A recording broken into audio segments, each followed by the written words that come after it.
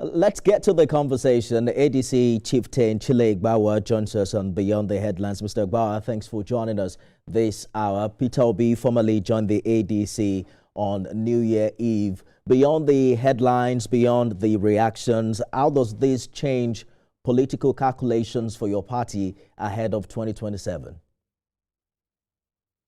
Mr. Igbawa, can you hear me? Yes, I'm hearing you. Trying to get back to you.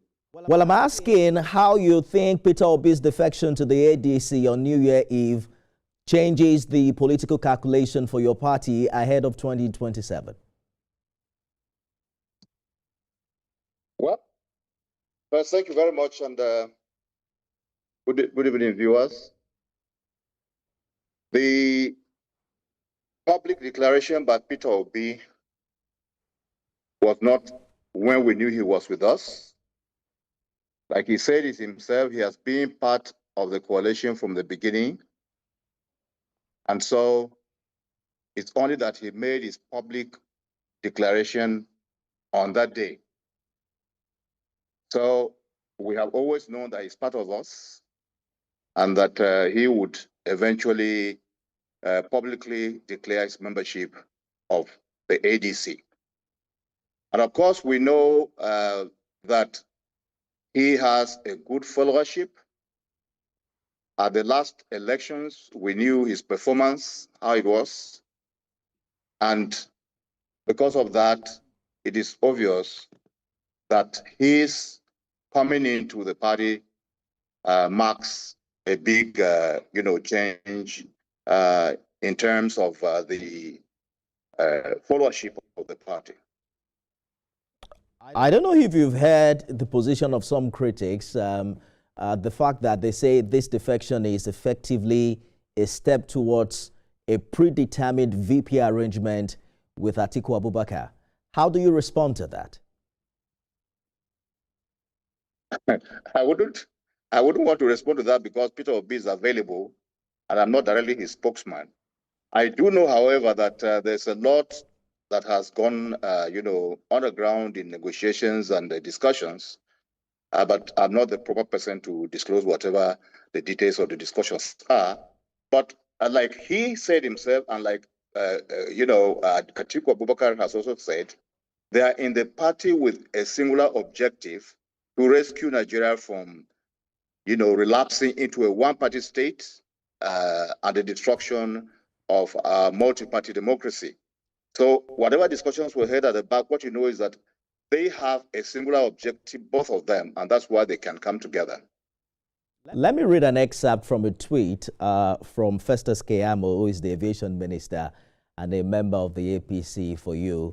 He says, I quote, "It's dishonest," and here he's referring to Peter Obi, "It's dishonest to take your faithful supporters through this emotional roller coaster and deceive them that you are running for the presidency when in fact you have just joined a party belonging solely to Atiku Abubakar and you have a firm agreement with him to run as vice presidential candidate." Are you saying categorically that there is no such predetermined arrangement, or perhaps you aren't aware of it?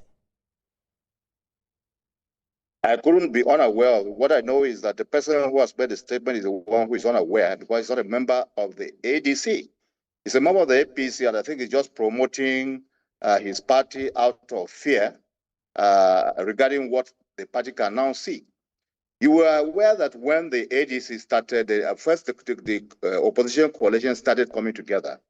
Everybody said, no, these are strange bedfellows, they cannot come together. But now they are seeing things moving beyond their expectations. And we expect them to react in the way that Keyamo has reacted. And I'm not knowing Keyamo today. I'm sure that if we get him as a lawyer, if we ask him to verify or justify his statement, he will have no justification whatsoever. So what we know is that Obi has said he's going to run for the presidency. And ADC is a democratic party. It doesn't belong to anybody. I can assure you that in the next few days, you're going to have the party begin to come out with where it stands in terms of manifesto, in terms of policy direction, in terms of rebranding, and in terms of other things that Nigerians need to know about the party. And I think by then people will begin to know that this party belongs to nobody at all. You spoke about how both of them had an impressive outing in 2023. Atiku Abubakar had 6.9 million votes. Peter Obi had 6.1 million votes. If you put that together, that's in excess of the number of votes that President Bola Tinubu had to win that election. You don't see pairing them as a viable strategy? Of course, it is a very viable strategy. We know that when you put the votes together, is in great excess, nearly double the votes that Waju was announced to have won in the 2023 elections. So we know the union is a very viable one. And don't forget too that when there is extreme focus on just two people, it may be the wrong focus. Yes, there are two focal persons in the party. We have a few other persons who also have presidential ambitions, who have contested and won elections. You have many persons who, are either serving now, you can see serving senators, former governors, and so forth, who all have a constituency to deliver to the ADC. So we're not talking about in terms of just two persons. That is to say, His Excellency Atiku Abubakar and His Excellency Peter Obi. We're talking about the magnitude and the colossal quality of membership that ADC is putting together. And so we know that I hear you clearly. Is undoubtable. Yes, but I'm sure that you and I can agree that they are the two most prominent candidates or aspirants that your party has as of today. And it wouldn't make any political sense to perhaps give it to another person. But that's for the ADC to decide. The challenge, though, will be whether Peter Obi will be able to get his obedient following to vote for Atiku if the aviation minister is right, based on the assumption is made that he's agreed to be a running mate. But as a stakeholder, what really do you consider the chances of a Peter Obi to emerge as candidate of the ADC, given the mix of the current aspirants who are in the party? Well, I think as we speak, every member of the ADC who aspires for the ticket or the presidency or the platform of the party has equal opportunity.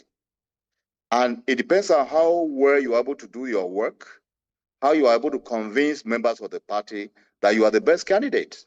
Peter Obi himself said so, that he's coming into the ADC, he will contest for presidency, but that the best candidate should emerge. So he believes in democracy and that the process we go through.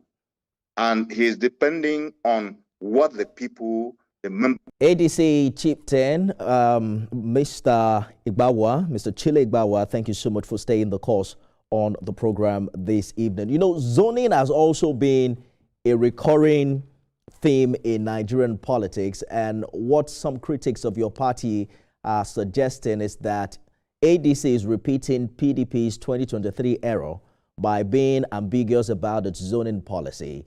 I'm wondering how you react to that. Well, thank you for the question, but I want to assure Nigerians that ADC will not be ambiguous concerning the issue of zoning.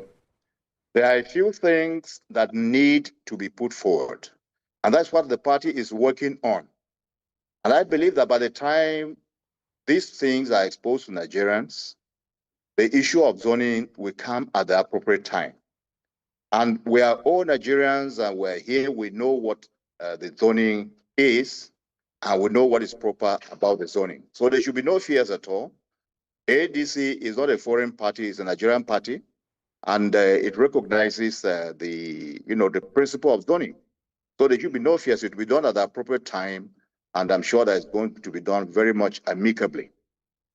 I understand the expectation, but I wanted to get your personal opinion. Looking at 2027, which regions and demographics do you think your party should prioritize for presidency? And how does Peter Obi's defection strengthen that strategy? Yeah, of course. Talking about maybe geographical zoning or other demographics, those are considerations that the party members will consider. And I can assure you that ADC is the party that has come out to pride itself as giving opportunities to females and youths. And that is why you will see the reconstituted National Working Committee of the ADC. You see a lot of youth there. And is a policy which is being implemented in every step that the ADC is taking. Shortly, the ADC will be announcing its committees that are working out the details on its image, its manifesto, its policy document, and so forth. And you see that youths and women are fully represented. Again, ADC believes that it will serve as a bridge between the older generation and the younger generation. So there is very open field for youth participation in the ADC, and age will not be a deterrence to any youth who desires to participate at any level in this party. You know that the expectations are high, considering that ADC is now, being seen as a viable opposition to the incumbent ahead of the big one in 2027. That's why people are asking how will your party, for instance, manage zoning, party primaries. How will you deal with regional or religious balance to avoid the kind of internal disputes we've seen in other parties, and also ensure voter confidence? But how do you also ensure that the kind of personality-driven politics we've seen from other parties, because most members of your party are from all of these different parties that you want to wrestle power from the APC, from the PDP, Labour Party, and what have you. How do you ensure that this personality politics does not overshadow institutional processes, that your party needs at this time? Well, I don't want to be the gun, but I'm just assuring you that the ADC will bring out a manifesto. It will also bring out a policy document. We're not going to be a party that when people win election on their platforms, they begin to go back and start thinking of what to do. The ADC is coming out with a manifesto. It's coming out with a policy document. It's coming out with an ethical document. So all these, once they are there, I believe that without having to tell people what they ought to do, some people may say that, well, from what I've seen here, maybe I'm not the right and proper person at this stage. And they may say, well, I'll let go of this and take this other thing. But can I assure you that even though the personalities are coming from these different political parties, one thing that is important that you learn from mistakes. Those who are coming from the PDP, including myself, if we have not learned from the mistake of the PDP, then we wouldn't say we are getting wiser. Same thing with those who are coming from the Labour Party. They have seen what challenges the party has faced. Those who are coming from the APC, because we also have several people coming from APC, they know what challenges that ADC is undergoing and will eventually undergo when the implosion takes place. So we are very much aware of these things, and what economics call latecomers advantage is what we intend to deploy, which are, avoid all these banana peels and get home, safe and dry. Well, Mr. Gbawa, you must be concerned that the numbers aren't in your favor. We saw about 6 governors move to the APC last year. Just today, the Plateau State governor formally announced his defection to the APC. How do you win a party that currently has 28 governors and that's also boasting that he might get more before 2027? The expectation was that when Peter Obi moved to the ADC, that the Abia State governor was going to follow him, but that didn't happen. Well, you see, when Peter Obi got 6 million votes, he didn't have a governor. Not even one. So we have considered that as a great lesson as we work ahead. And I've said elsewhere that incumbency is a two-edged sword. An incumbency that is negative gives negative results. And what we have seen is that many of the governors are already on the other side concerning their people's confidence. They've lost confidence in some of them. And so we think that it's good readers that are putting themselves in a particular place, and we're able to say that now this is where we belong and that is where they belong. So we're not worried about governors yet. We know some will still come, but until they come, what we have is more than sufficient. The governor of Abia, for instance, has his own decisions to make. It's not everybody who comes into the party on the same day. He may have his own plans on how he wants to publicly declare for a party if he is not staying back in his old party, which I believe he will not, given that the factionalization has taken a point that it is unlikely that anybody can have a successful candidature in the Labour Party at this time. So I believe he will come at the appropriate time. But what I want to assure Nigerians is that when Peter Obi got 6 million votes, he had no governor on his side. And the other parties that had governors didn't get as many votes as he got. So issues are what ADC is going to drive. ADC would be an issue-driven party politics.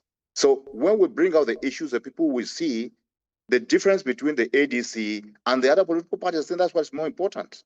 Not I'm not sure. the individuals. I'm not sure. I got you accurately. Are you saying that the ADC is still hoping that Alex Otti is going to make the move in your direction? Well, we wouldn't stop anybody from coming to the ADC. Anybody who wants to come to the ADC is free to come. ADC Chieftain Chile Gwawa, good place to leave it. Thank you so much for joining this conversation. We wish you all the best, and we'll talk to you subsequently. Thank you very much. I appreciate it. That's our show today, everyone. Thank you for being a part of it. See you again.